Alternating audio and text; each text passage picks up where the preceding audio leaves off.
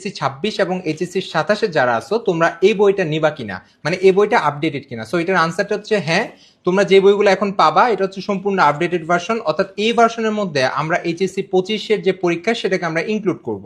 So চলো ভাইয়া আজকে আমরা বায়োলজি নোটস এর ভিতরে অ্যাকচুয়ালি আমাদের বইটা কিরকম জাস্ট একটু তোমাদের দেখাই। সো ফার্স্ট অফ অল একটু বলে রাখি, আমরা ইন্টার লাইফে কিন্তু ফিজিক্স, কেমিস্ট্রি, ম্যাথ এই জিনিসগুলোতে বেশি ফোকাস করতে গিয়ে আলটিমেটলি দেখা যায় আমাদের বায়োলজির মধ্যে A+টা মিস চলে যায়, কিংবা অনেকের দেখা যায় বায়োলজি অনেক কিছু পড়ি, জাস্ট বইটা খালি রিডিং পড়তে থাকি, কিন্তু পরীক্ষার জন্য অ্যাকচুয়ালি আমার কি কি লাগবে এই জিনিসটা আমরা বুঝি না।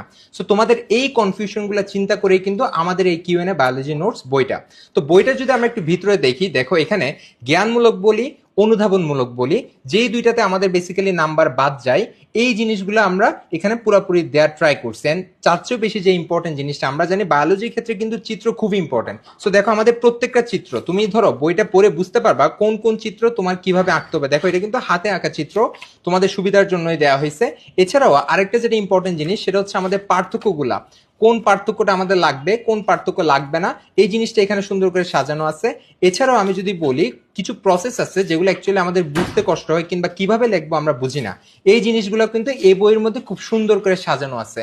সো দেখো একটা বই কিন্তু তুমি কিনলে আসলে বুঝে যাচ্ছ পুরো বইয়ের মধ্যে, অর্থাৎ পুরো বায়োলজি, সেটা আমি বোটানি বলি কিংবা জুলজি বলি, কিভাবে পড়তে হবে। প্রথমত হচ্ছে কিভাবে পড়তে হবে সেটা বুঝবা, সেকেন্ডলি হচ্ছে কোন কোন চিত্র দিতে হবে তুমি সেটা বুঝবা, এছাড়াও কোন কোন পার্থক্যের মধ্যে কতটা তুমি দিবা সেটাও তুমি এখান থেকে ইজিলি পেয়ে যাচ্ছ। সো এই সবকিছু মিলে কিন্তু তুমি ইজিলি নিজের A+টা এনশিওর করে ফেলতে পারবা।